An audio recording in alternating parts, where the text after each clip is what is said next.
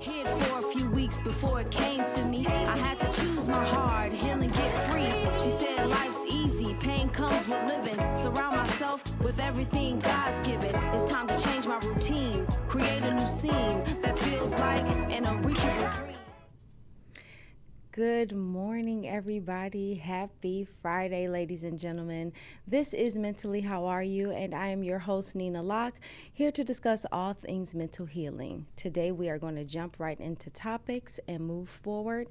We will review and discuss depression today. Now, I know you all are thinking, Neena, it's the summertime and I feel good. I don't want to hear anything about being depressed. Trust me, I understand. That is why we are not going to dive into the depth of the disorder. Instead, we are going to discuss how to be proactive in regards to seasonal depression.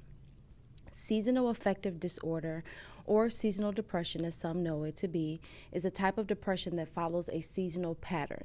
Typically, it may come upon someone during the fall and winter months when daylight hours are shorter. I call this time of the year the gray, because it will often have a gray look outside, right, with less sun and cooler temps, and daylight saving time does not help us.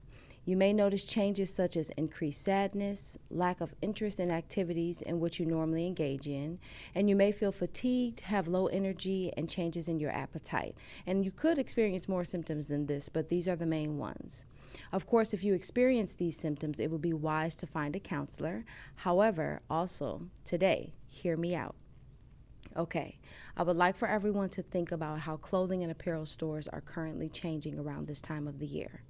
Around this time, we go from seeing short sleeves to long sleeves, flip-flops to boot sales, or shorts and skirts to trousers and warm pants.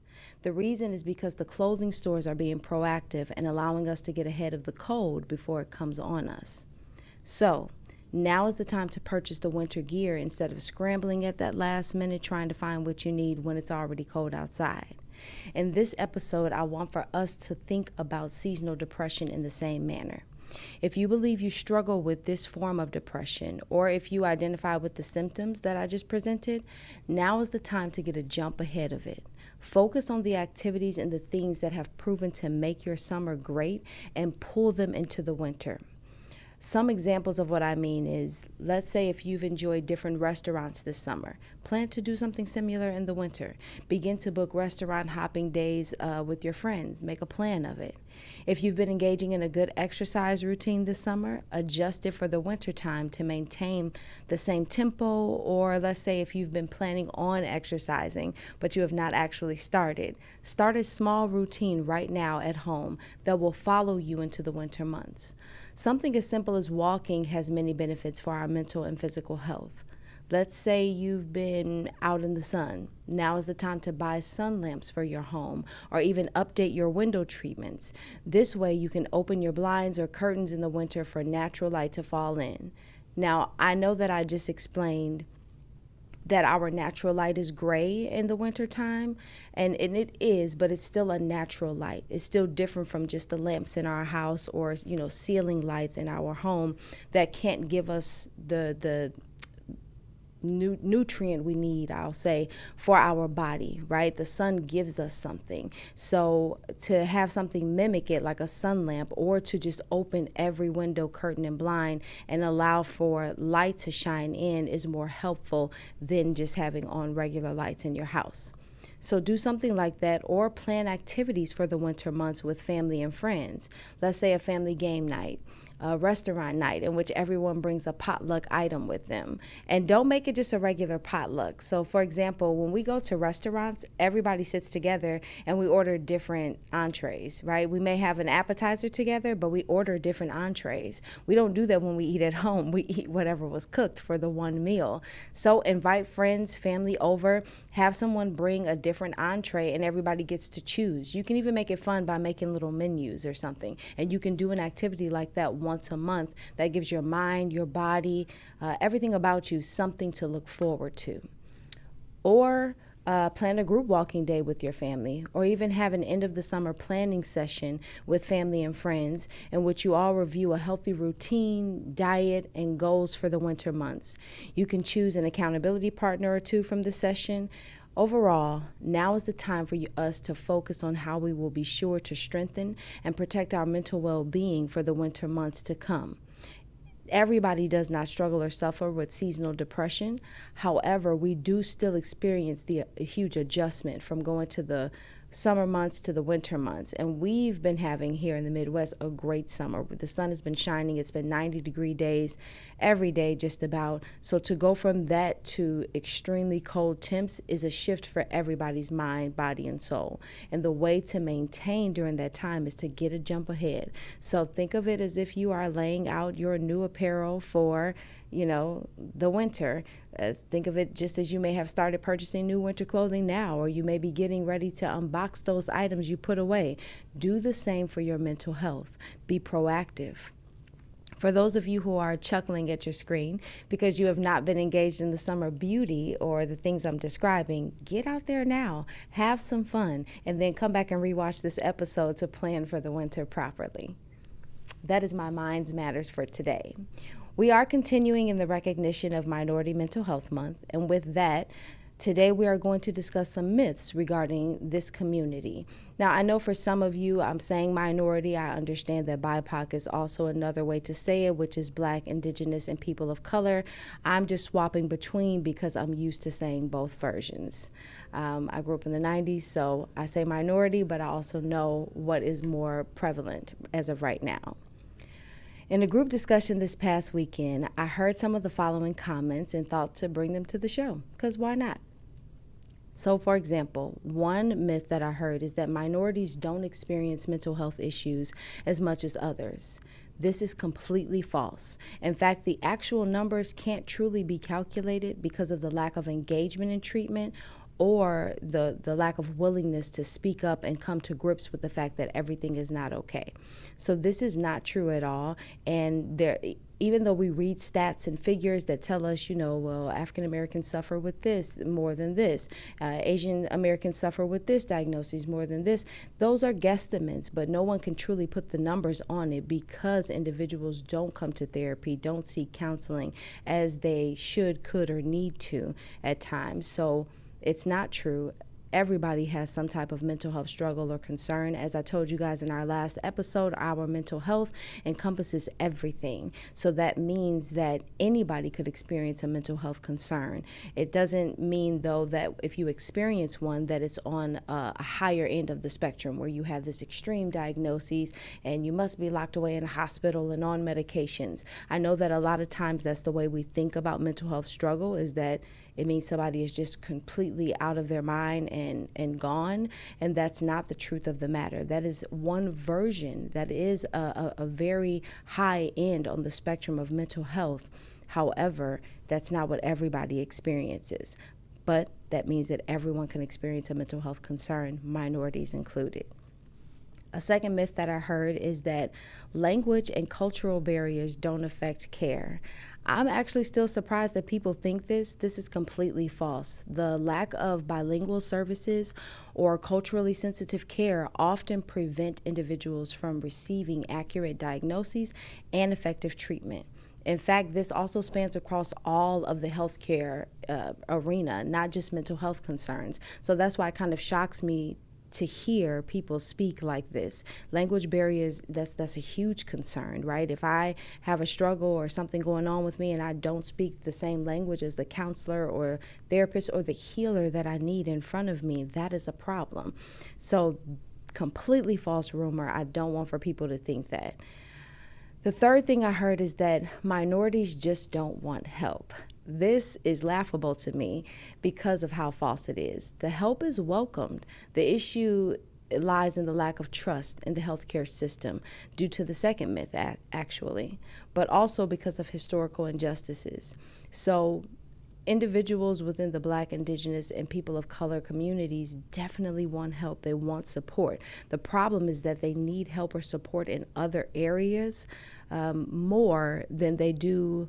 I'll say it just like that, more than they do in the mental health area in their immediate moment. So right now I could be sitting in front of you and I may really need assistance and help with housing, utilities, bills, work, things like this, right? Employment. I could need huge help with this. And because that's a main concern, I don't have time to focus on struggles from my past or mental health concerns that I wake up with daily, right? Because I'm waking up daily with the anxiety of knowing these things need to be handled first. So it's not that individuals within these communities don't want help. It is that the help is needed and to span across so many different areas that you kind of have to pick and choose which one. And based on the lack of trust and historical injustices, this is what prolongs the reach or the grab for services. The fourth myth that I heard is that if someone is strong and religious, they won't have mental health problems. This is completely false. Faith and resilience can be proactive factors and help with mental health issues, but they don't make someone immune to conditions.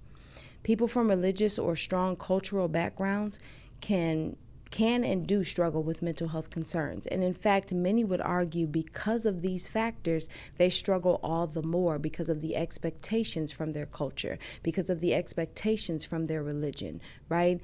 There are things that people struggle with, and it doesn't mean that because I have a strong religious background or because my culture is so strong in a certain area that I'm going to be okay, that I can just suck it up and move on. Suck it up and move on is not a real thing. That's just not, it's not real. We have to form and devise some type of plan for our lives, whether that be routine, schedule, support, pulling in support from different individuals. We have to have something that is kind of a blueprint for us to make sure that we can continue to move forward each and every day. So it is completely false that just because you come from a specific religious background or a specific culture that you wouldn't have to face mental health concerns, or you can kind of just tuck them under the rug. In fact, that's the worst thing that someone can do.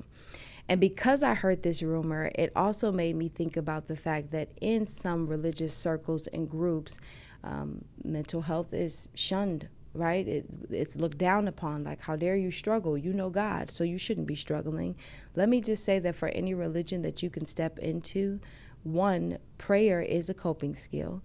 And it is probably one of the main factors and ways that shows you that whomever you serve wants you to receive some type of help from them. So if you are Christian and you serve God, you believe in Jesus, you pray, you worship, those are things that are helping you maintain your mental health, because your soul is your mental health. If whatever other, religious background you come into, the one common activity that every religion has together is prayer. And prayer normally leads you to a higher source so that you can receive some type of support or help. With that being the truth, then there's no way that it's meant for us to just say, well, you're this religion, so you should be fine. You can go on ahead and lean on that and move forward. Part of that comment is true. The problem is that we leave it there and we don't tell people how to utilize what they believe in, whom they worship, whom they serve, to help build their mental health. And I think that that's a conversation that we need to begin to have more in our churches and our sanctuaries, where we speak to individuals about how to maintain their mental health and make sure that they are mentally healthy and not suffering. And if there is any suffering, then provide ways from that specific religion on how to move forward, how to grow, how to change, how to heal, because healing is important and it's something that we must do every day. You may have woken up today and you need to heal from whatever struggle you came from yesterday. Even if it's not a major concern or it's not something that could completely shift your life today, you still need to make sure that you grow from what occurred the day before. So in my opinion, I think that we need to have further conversations in these areas and about these myths, and we need to make sure to debunk them by providing actual information and steps that individuals can take to move forward. Because everybody, like I said, may struggle with some form of mental health concern. It just depends on where you are with it and how you receive that help. So hopefully for our Pop Psych today that helped you out. For today's Mentally How Are You email, it is entitled, My Sister is Obsessed. Hi, Miss Neena. Me and my family love your show and it is very helpful. Thank you. My sister has been arguing with me about mental health topics for years, but now she is obsessed. She has been diagnosed with anxiety, and we are aware that high anxiety runs in our family, not just in our family, but it's not diagnosed. My mom, myself, my brother, all of us struggle with it. My sister goes to therapy, and I'm thinking about it too. But she thinks she has more than anxiety. She has talked to different therapists who tell her the same thing, that she has anxiety, but she thinks it's more. She went from believing she was bipolar to borderline and a lot of other things. And she is always on Google and different apps researching symptoms. She did testing and it came back as anxiety, but she wants to do it again. She says she is not obsessed. She just needs to know what she has. She says if she can get another disorder, then she can build herself up. Why can't she just accept what it is and move on?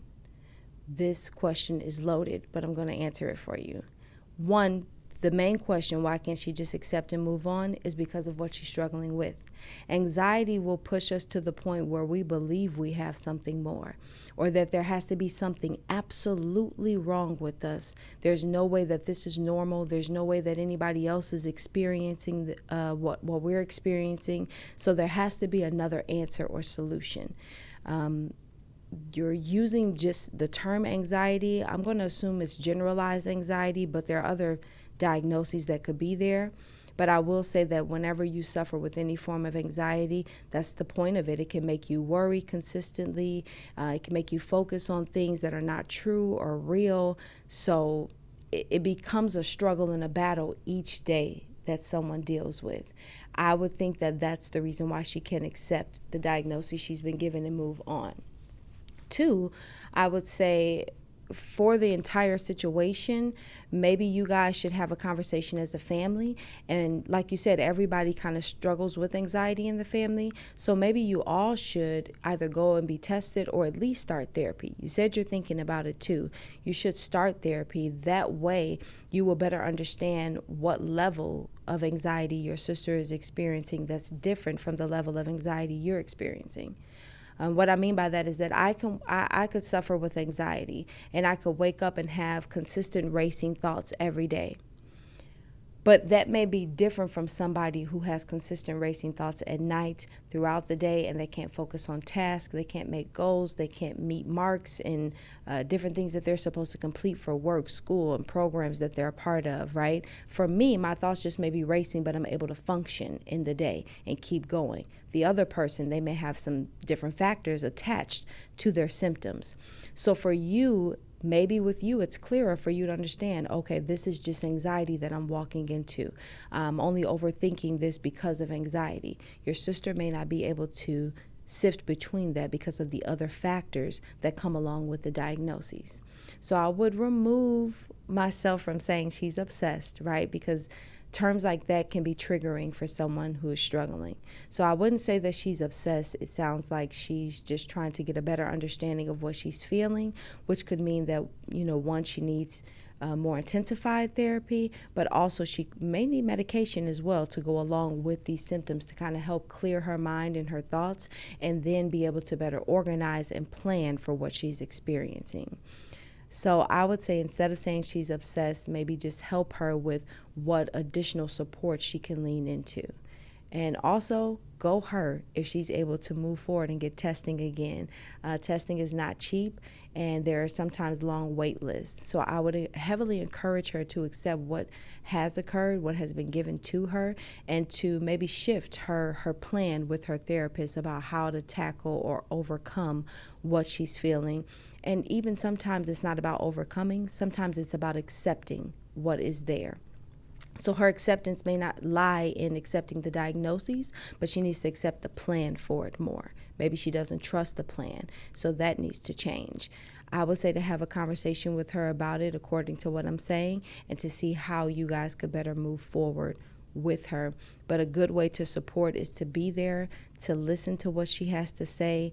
Even if it doesn't sound right to you, hear her out, let her release those thoughts, because that's a huge help for anxiety. Sometimes people just need to release it, and then they're able to move away from it. So hear her out, encourage her to journal, encourage her to use coping skills that she has learned, and we'll see hopefully if that helps out. Hopefully I've answered your question.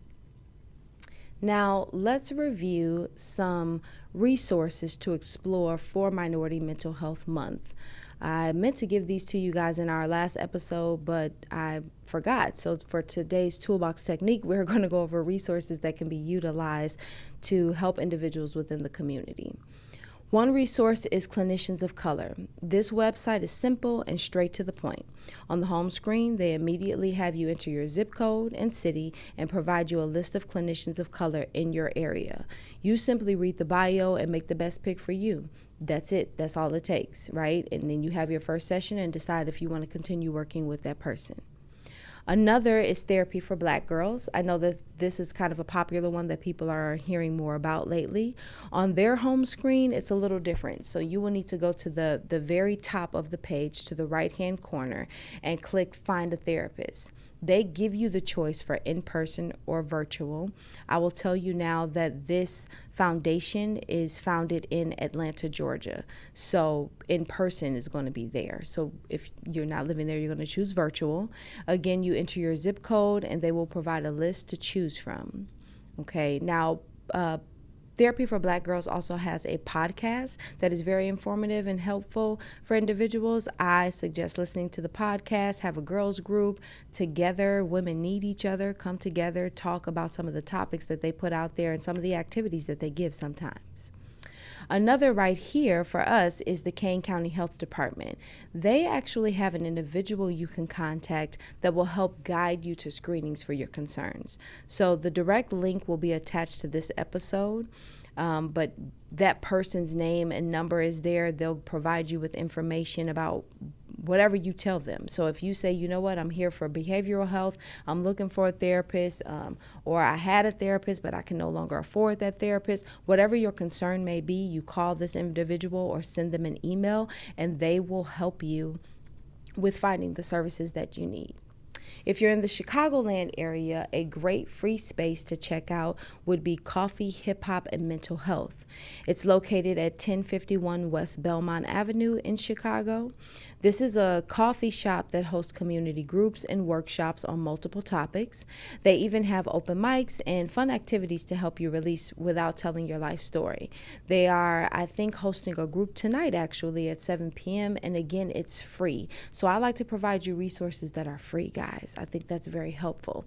This is free. It would take you nothing but a drive to get to 1051 West Belmont and engage. You can sit through a men's group, a women's group, check their website. They have so much attached to it, and they let you know when they're hosting an event. So I think it's important for us to take advantage of these free services that would take us nothing but a drive, or for somebody to help us online with finding, okay? But that one is Coffee, Hip Hop, and Mental Health. All information provided will be attached to this episode. Just click the little more button on our YouTube page and you'll see the links. Be sure to take advantage of these services. We never know when funding will run out for different places like this. Whenever somebody is providing something for free, that means that they are funded in some type of way, whether it's through donations, through a grant, whatever it may be. They are receiving funds to keep them in service, right? So you're coming to receive a free service, but they're receiving the support in some type of way. And we don't know when those things will run out. So run to take advantage of the things that I'm providing to you.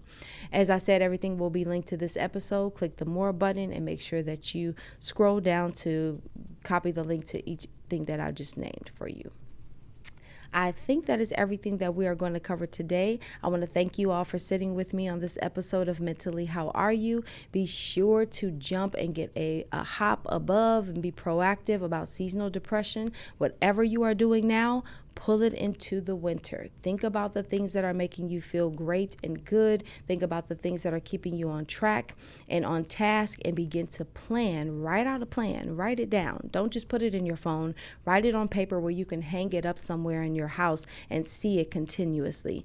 If you do just absolutely have to do it on your phone, then save it as your screensaver so that every time you open your phone, you see your plan. But create a plan of how you will carry this great feeling into the winter time. It is my hope that you are leaving more stable than when you came in, and I will see you guys next Friday. Thank you for joining me. Bye. No judgment, just love, so I can be me. I'm tired of hearing it's okay not to be okay. Just want the dark days to go away. Mentally, how are you? How are you? Yeah, I know. hard, but you can get well if you want to. Mentally, how are you? Yeah. I know it's hard, but you can get well if you want